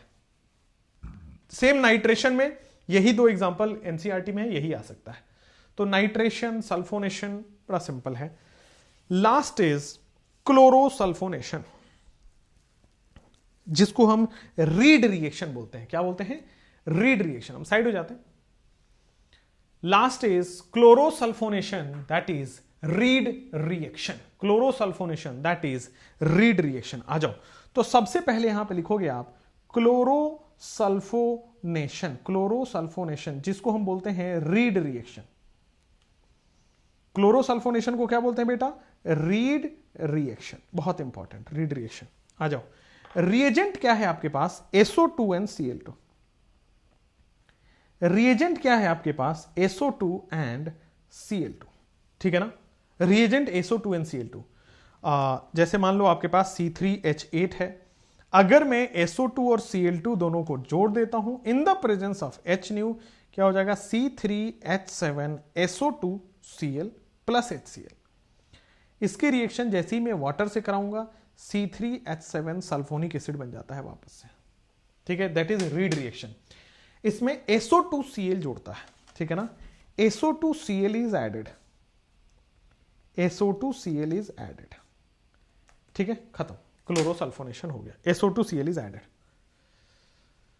ठीक है। बस लास्ट, इसमें क्या करना है? अलग से कुछ नहीं करना है। अगर SO2Cl2 लिखा हो तो SO2Cl ऐड करना है हाइड्रोजन हटा के। अगर ओलियम लिखा हो H2S2O7 तो हाइड्रोजन हटा के SO3H लगा देना है। नाइट्रेशन है, हाइड्रोजन हटा के NO2 लगा देना है। ये 3 रट्टा मार रिएक्शंस हैं, कांट हेल्प। ये 3 रट्टा मार रिएक्शन है, ठीक है। लेस देन 6 तो ओनली 3 है। हाँ, तो लेस देन 6 होगा ही नहीं ना, लिखा ना कि 6 और मोर कार्बन। और उसी तरह क्लोरोसल्फोनेशन, दैट्स इट, दैट्स इट, आपका हो गया एल्केन। अब एल्केन में आप सोच रहे होंगे कि सर अभी कंबशन है, अभी कौन कौन सा है, मैं चार्ट एक बार देखूं कि भाई अभी तो कंबशन है, अभी तो कैटेलिटिक ऑक्सीडेशन है, आइसोमेराइजेशन है, एरोमेटाइजेशन है, पाइरोलिसिस है। कल करेंगे, ठीक है। This will be done tomorrow and alkene lecture 1 will be done tomorrow, ठीक है। Alkene lecture 1 will be done tomorrow. Clear, कोई प्रॉब्लम नहीं है। एल्कीन एल्केन एल्कीन एल्काइन खत्म होने के बाद जितना मुझे राहत होगा ना, उतना किसी को राहत नहीं मिली होगी अभी तक, ठीक है। क्योंकि एल्केन एल्कीन एल्काइन खत्म होने के बाद आपकी ऑर्गेनिक केमिस्ट्री अब छोटे छोटे चैप्टर्स बच जाते हैं। मतलब alcohol 4 lecture, phenol 3 lecture, either, मतलब चैप्टर खत्म होगा। इसमें क्या होता है, हाइड्रोकार्बन ही चल रहा है, एल्केन ही चल रहा है, एल्कीन ही चल रहा है, ऐसा होगा, ठीक है। चलो बाय बाय, थैंक यू, जय हिंद, ऑल द बेस्ट, बाय, ठीक है, बाय।